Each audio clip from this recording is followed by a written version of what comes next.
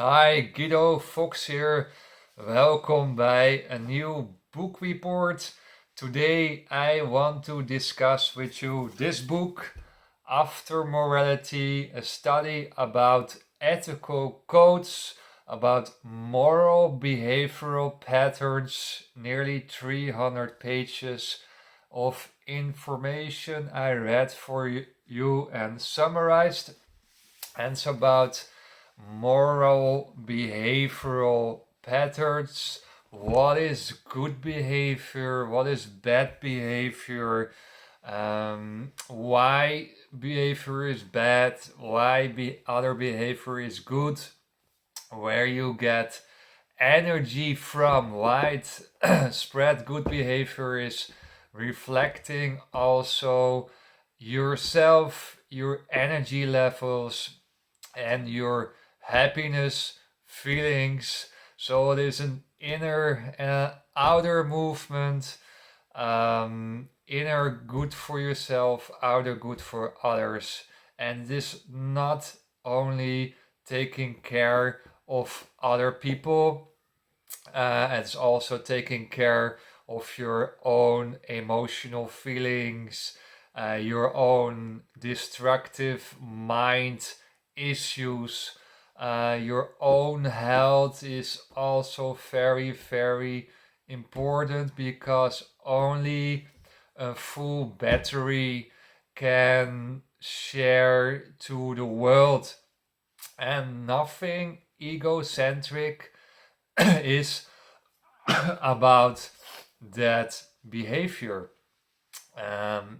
We all always teach by our parents or by our forefathers or more Christian way of thinking to share peace and to take care of others, with losing ourselves, with not taking care of our own mental state. And if you not can take care of yourself, you cannot share love and you cannot share your happiness towards other people. So if you take enough rest, and this more actual information, recent information, if you're not sleep good, if you're not taking your hours, you become grumpy, you become annoyed by people, you become easily disturbed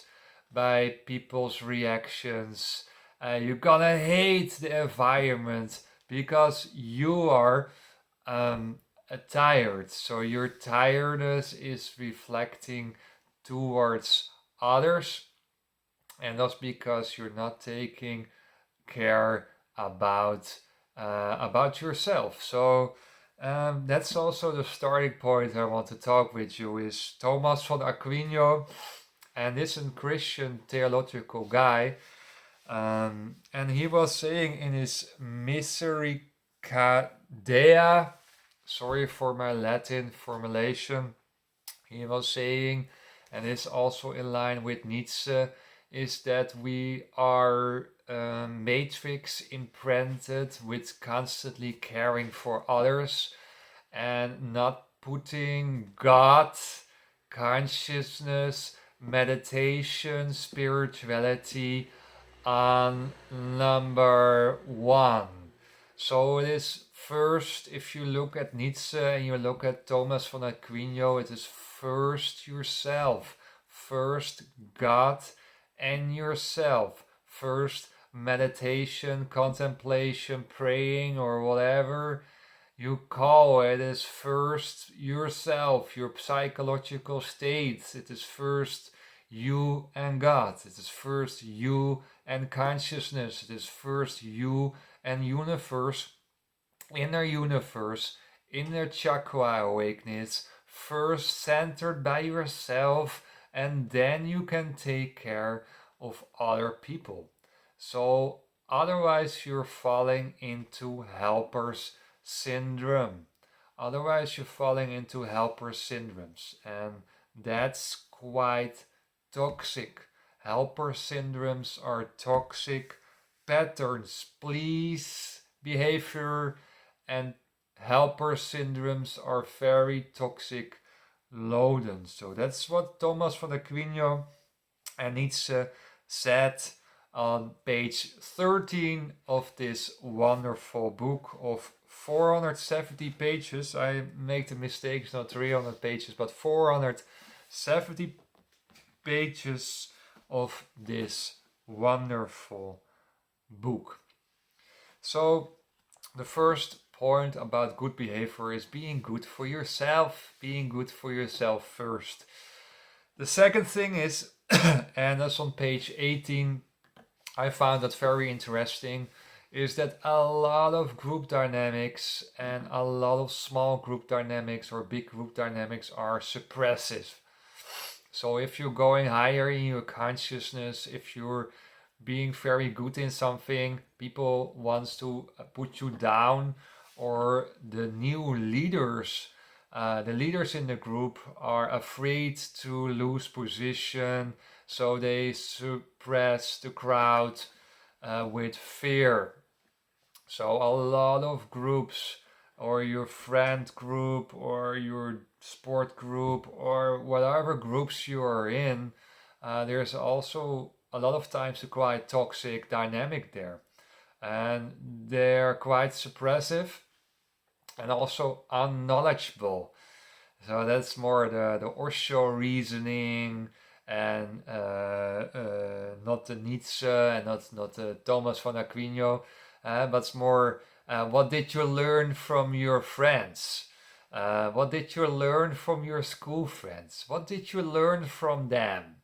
And that's a very interesting question you can think about yourself. What did you learn from your friends? And if you're going to self-development and you get your teachers and you want to grow in your own frequency and your knowledgeable mind, and you're gonna grow further, you're gonna become more critical with who you goes, right? So the matrix is putting you in a school, in a family, and then maybe in a company, and you have to deal with those people, and you have to deal with your relationship, maybe. So and if you're going into personal development, you're more critical with who you goes, and with kind of time spent you're going into, and the value of community, and there I want to talk with you about the value of community is declining, if you become very critical of, okay, why I am here at this time with these people, why I am here, and that's create self-value, self-worth, and self-consciousness in your system, from, okay, why I'm here, what's my value, what's the value of the others. I can do better other things in my life to clinch to a group who is very toxic loaden, and I don't learn anything from them.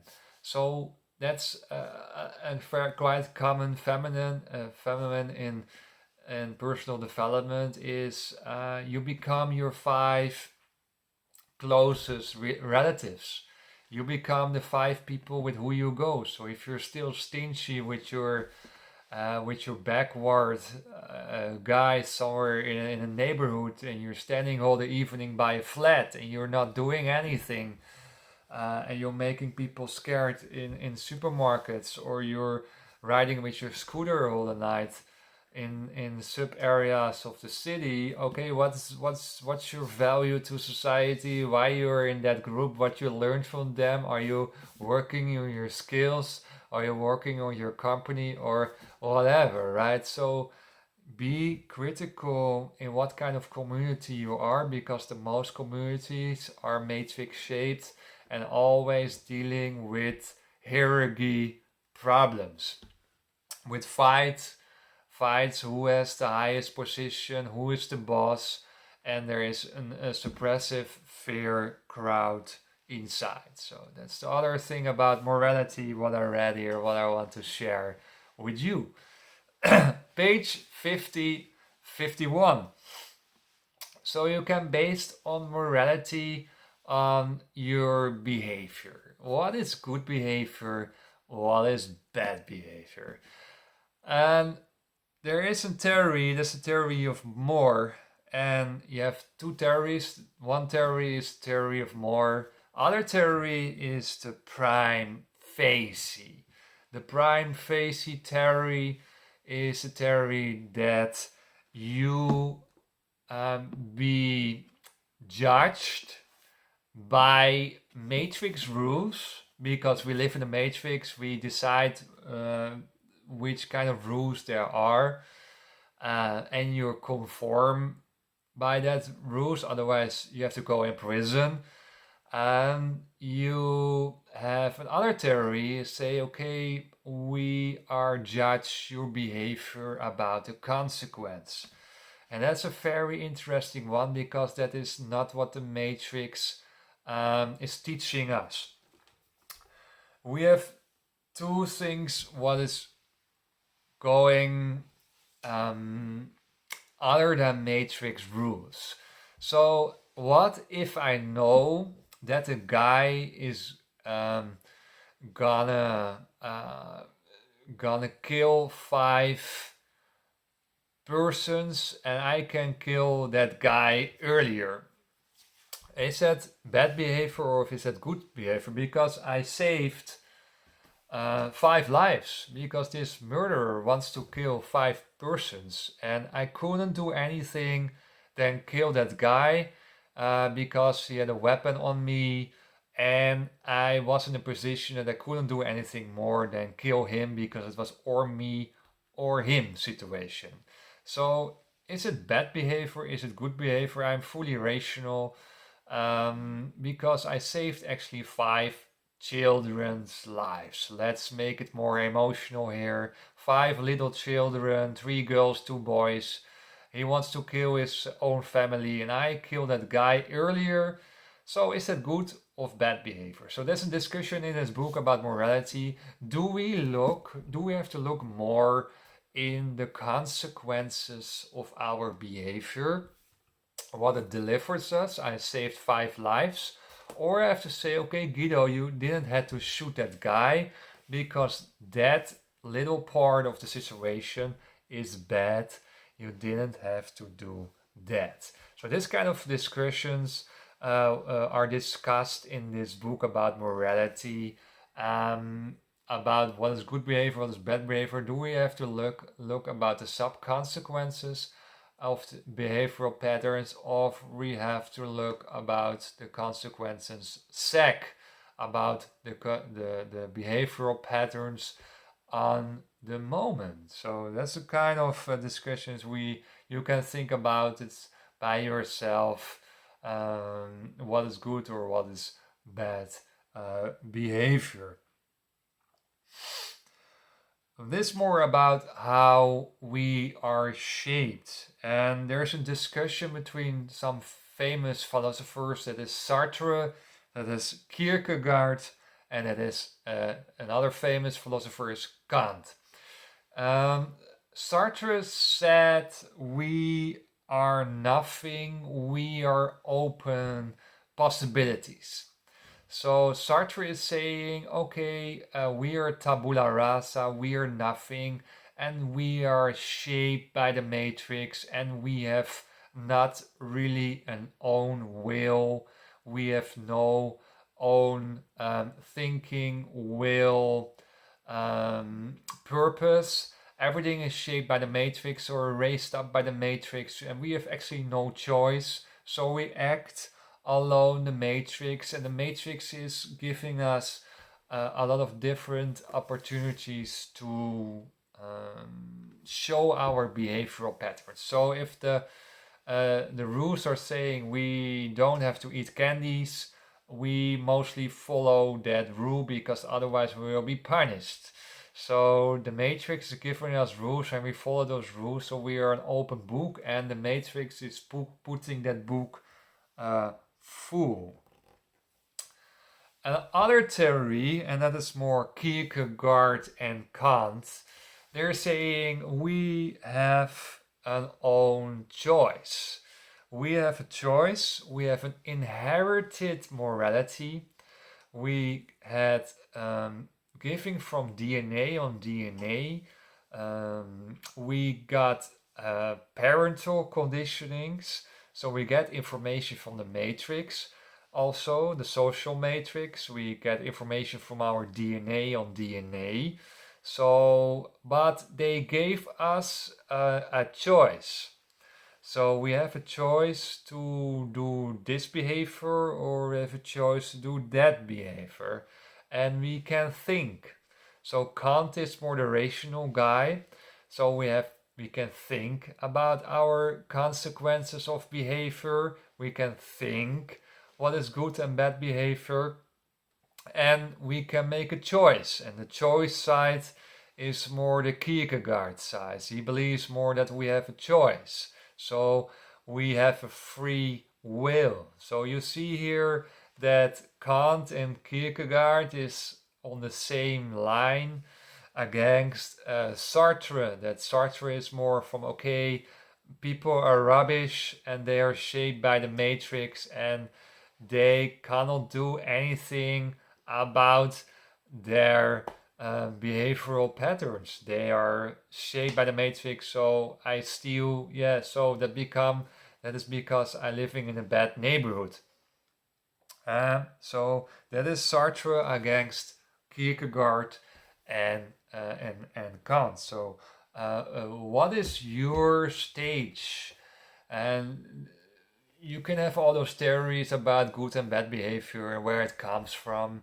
But you can think about yourself and how far you are shaped by your by the matrix, how much you're aware, you're reasonable, you have choice to do whatever you can do in different situations, right? So if someone has very hurry in the supermarket, you let them become four in the row. That is social accepted behavior. If the row is very long in the supermarket, you let some people forward because they have not so much products as you in the line. If it is very busy in the supermarket, I say, okay, I come back about half an hour. I don't want to stand in this very busy supermarket.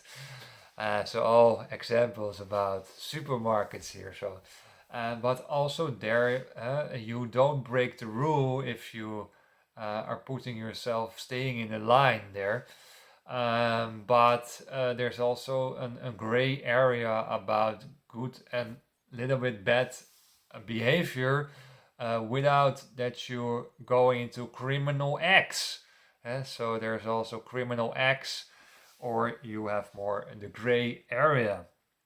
So I think, more into Kierkegaard and Kant. We have reason, we can think, the most people can think, they're high conscious levels, they can really think about the behavior and the consequences.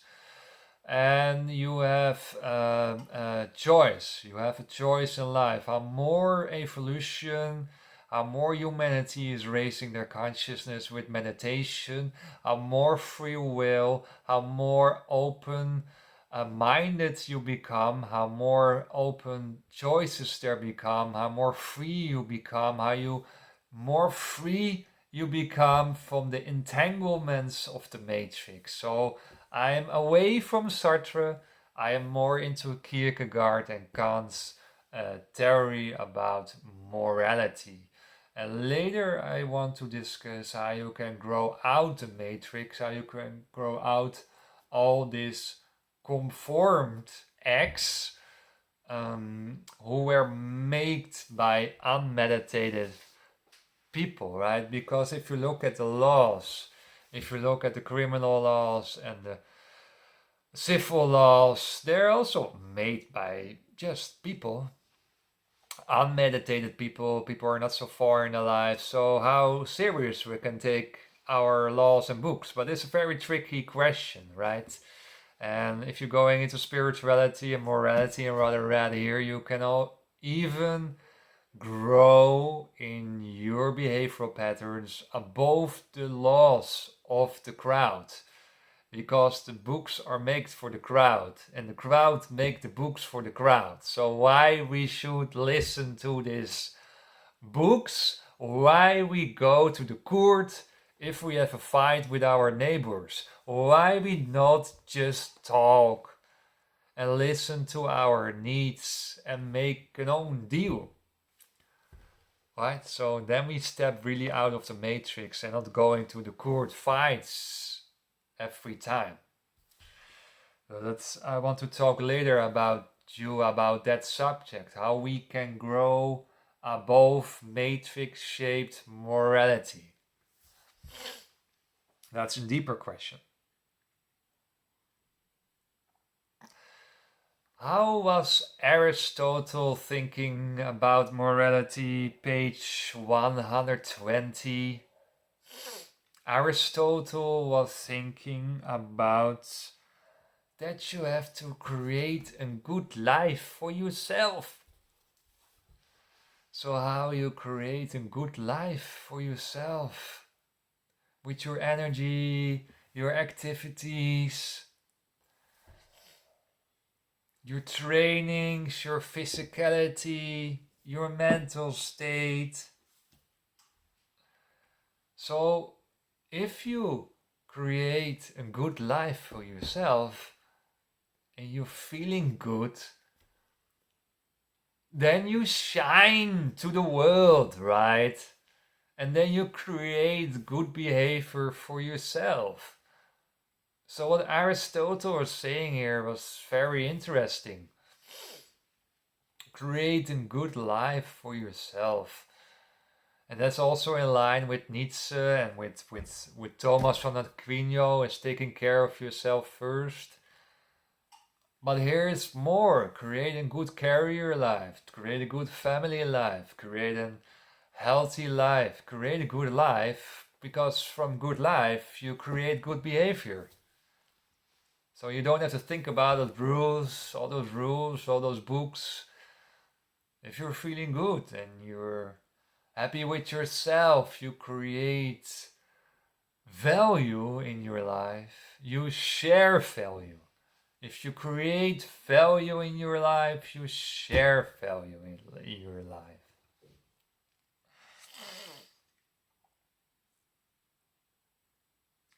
That is how you play the life instrument. Playing your own guitar. Learn to play live guitar.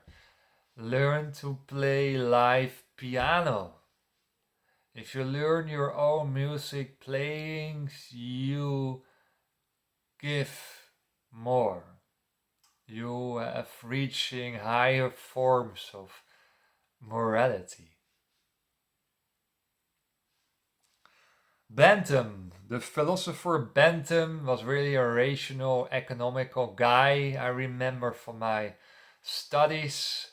So Bentham, page 127, is you have to create a maximum of pleasure against the defeating of pain.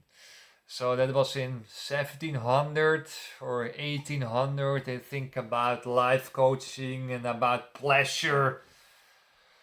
It's about declining pain.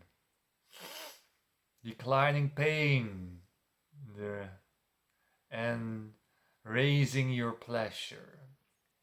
And I understand in that period of suffering and fabric work that was a quite simple method. No pain and maximum your pleasures. So let's say you want to have as man a lot of intimacy with women. That's pleasure. But you don't want to have the emotional part of women. So that is pain.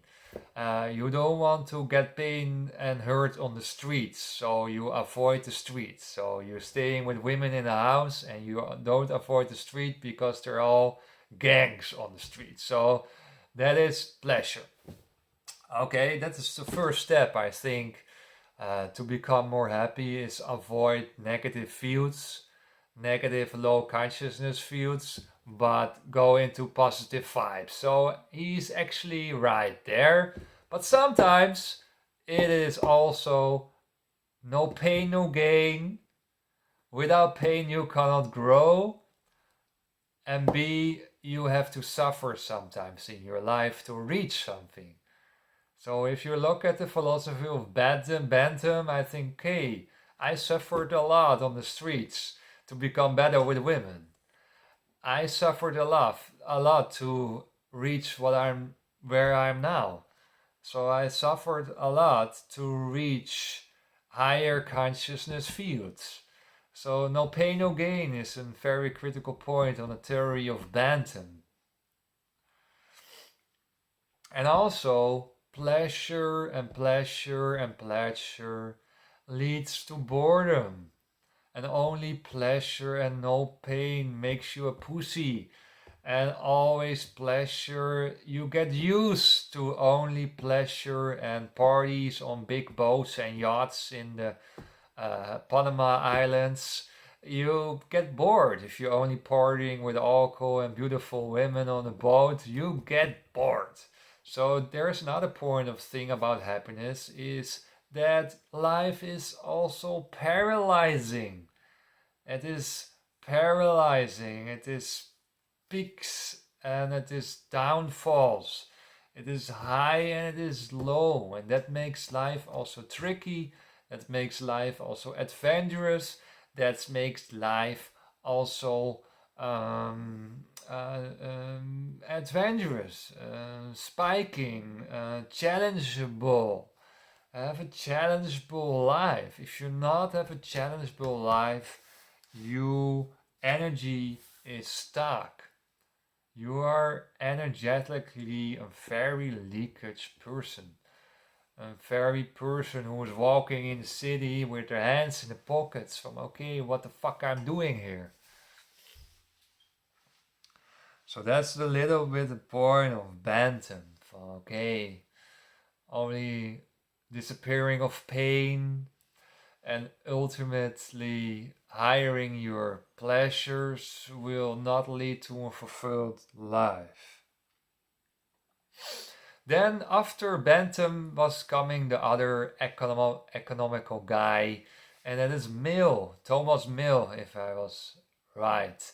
Mill after Bentham, and Mill was very finger pointing an interesting topic about morality, and that is that you have to use your creative powers. Your creative powers. So the Matrix wants mostly that you become a machine. You have to follow the traps of the Matrix and you become a computer machine.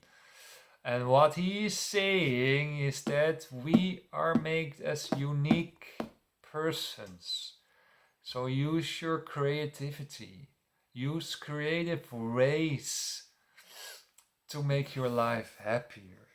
Creative powers is also using your brains more.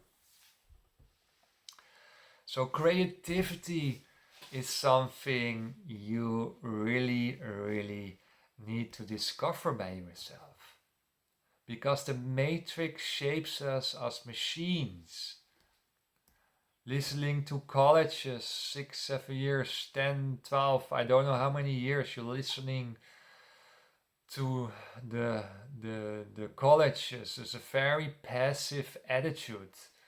You're not active, you're not doing things. I'm not saying it is bad to go to colleges, but it is a very passive, sitting, backward attitude, and you're not going forward, you're not going in the field, you're not active there.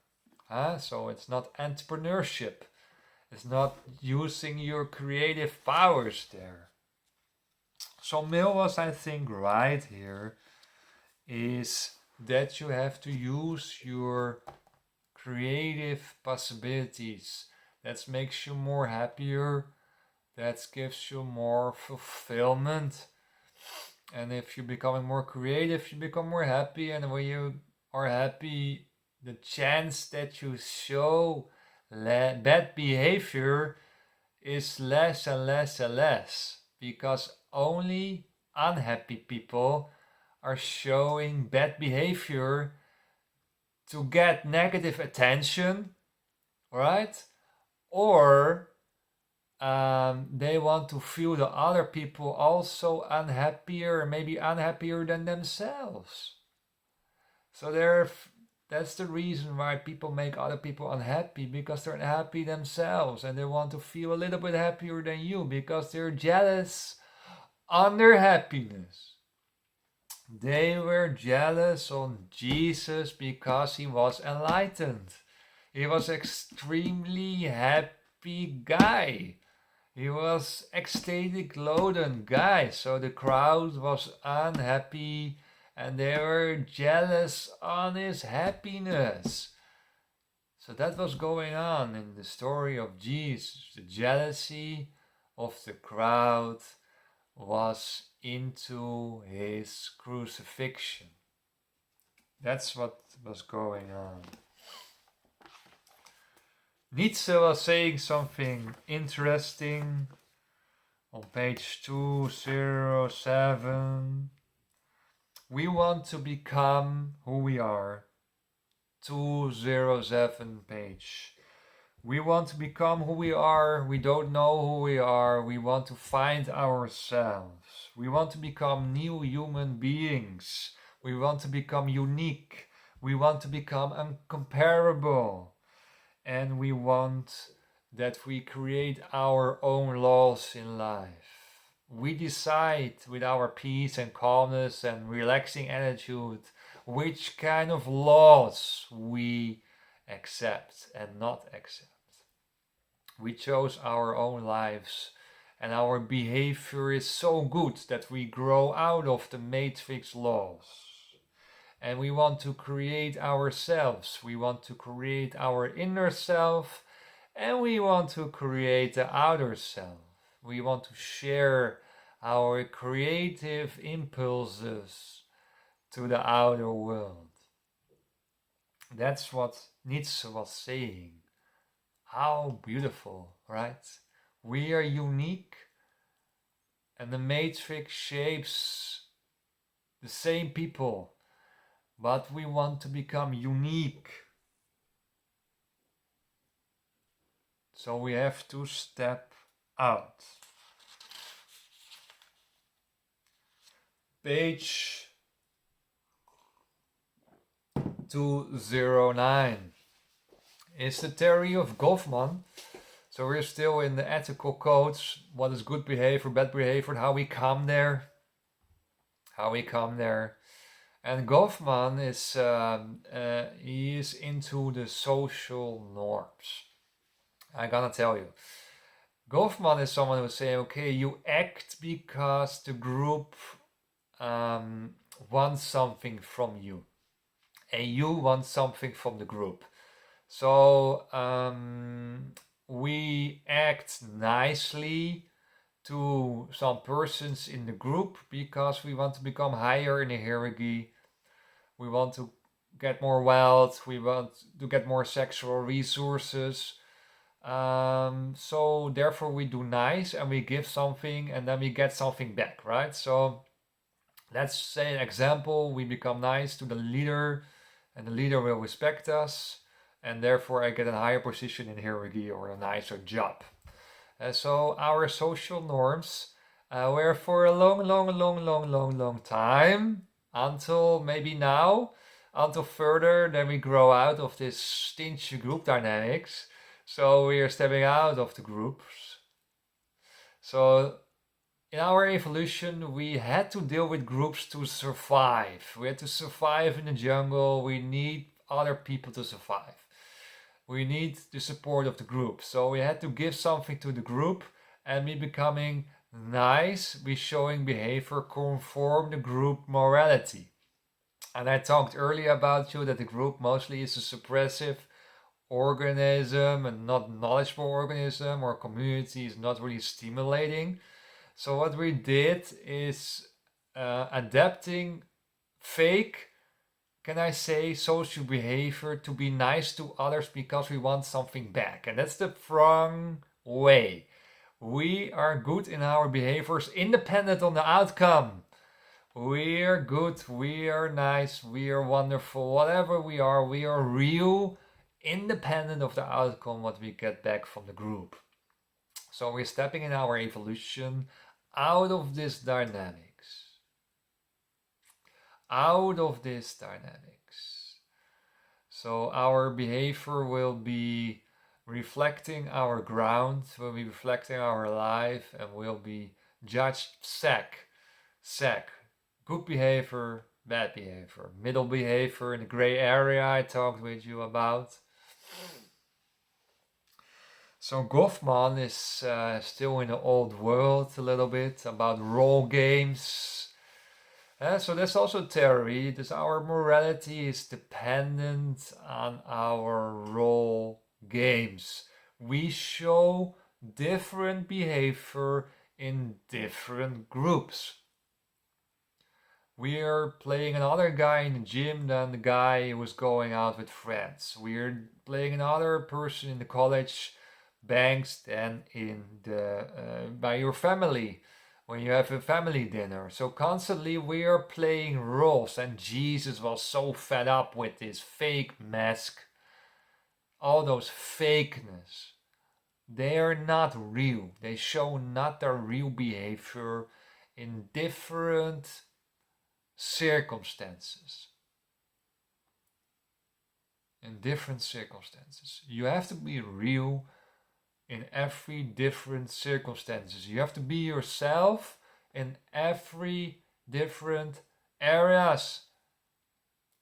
That's the best, because otherwise you're putting constantly masks on yourself, and that is not you, and that is fake, and it costs a lot of energy.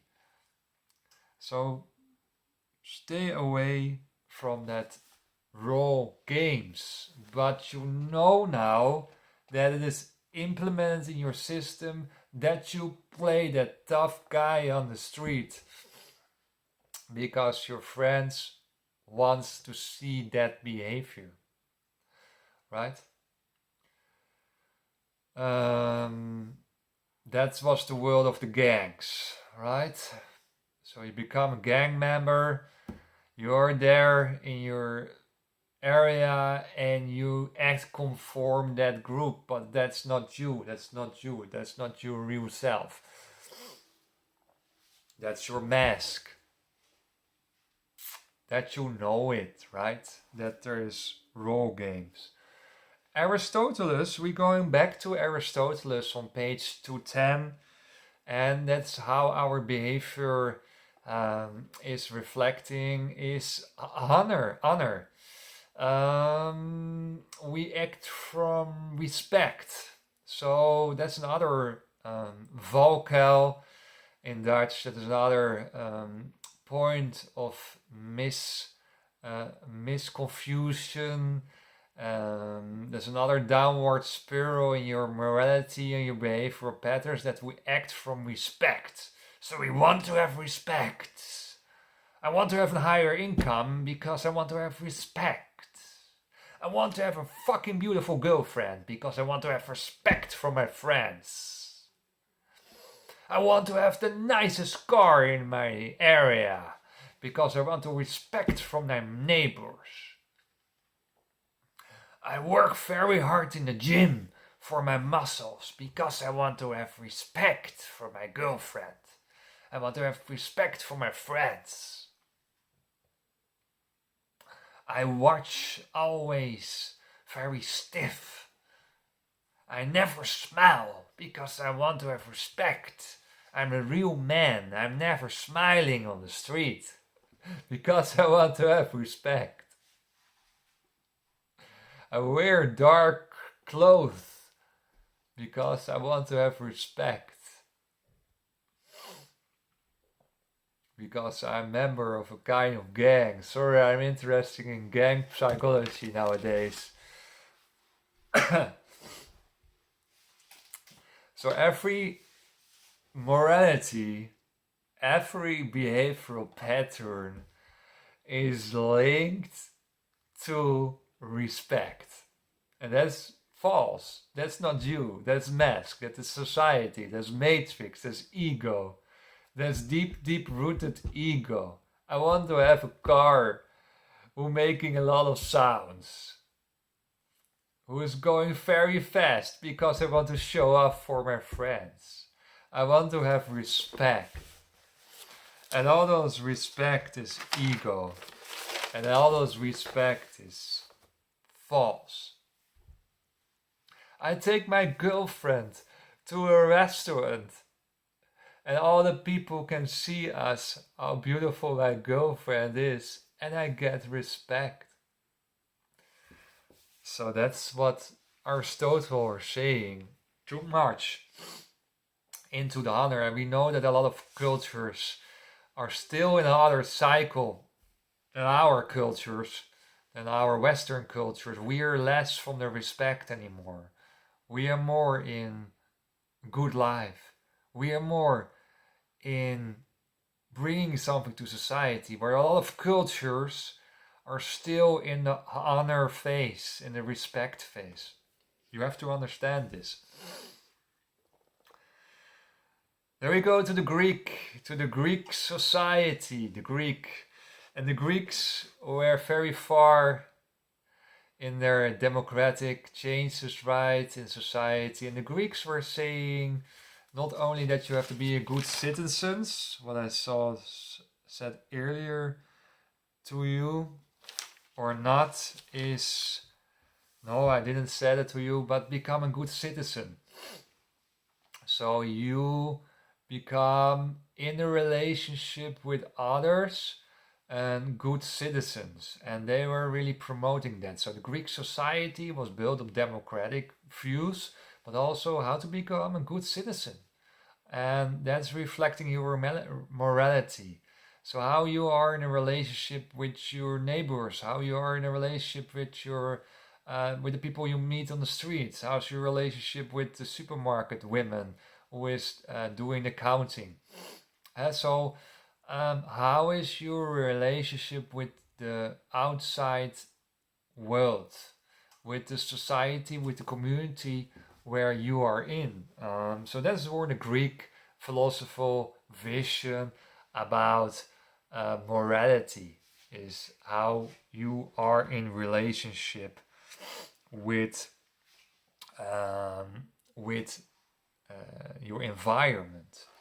Page 256 is Sophocles, another Greek guy, and he is saying we have to overcome ourselves, and if we overcome ourselves, we overcome the social roles of Goffman.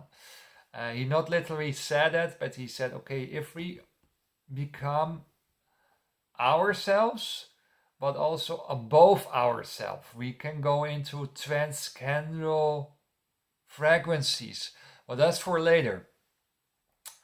How we can grow above ourselves and then above the matrix laws.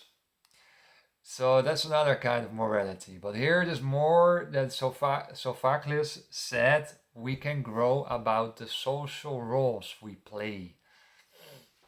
We can grow about that group conformity where we are in. We can grow out of the social norms, about of the group norms. That's interesting, right? About of that mask where also Jesus were talking about. That you constantly have another mask in another situation. Then we go to Abelard and Augustinus. Augustinus is a Catholic thinker from the past, Augustinus, and that's also more in line with Thomas van Aquino and the cardinale deugden, the cardinal thoughts of ethical codes. And I like that because that's more the Christian way of thinking, is the will, the intentional will. And that is very strong thing. And I forgot sometimes the will, the really act of will to become a good person, the will to become nice, even to persons who are not nice to you, or even persons who have a very low consciousness field and a full toxic loaded with violence in their energetic system. So that is very, very difficult, because I feel, as a sensitive guy, I feel already this guy is explosive. How I can be nice to him? How I can watch him? How I can in his energy field? Do I have to stay out of his or him's way?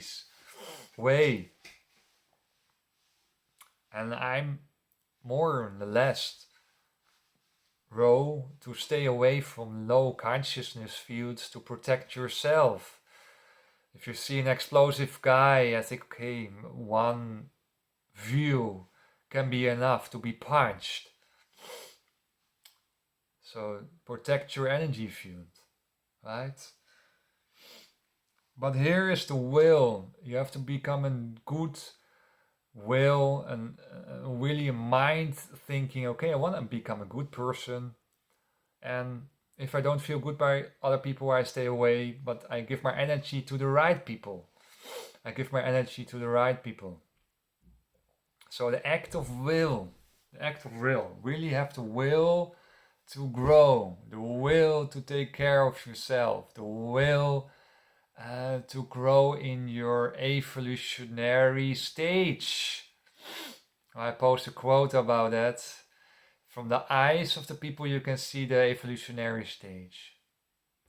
So how you have to really will, you have really the will to grow.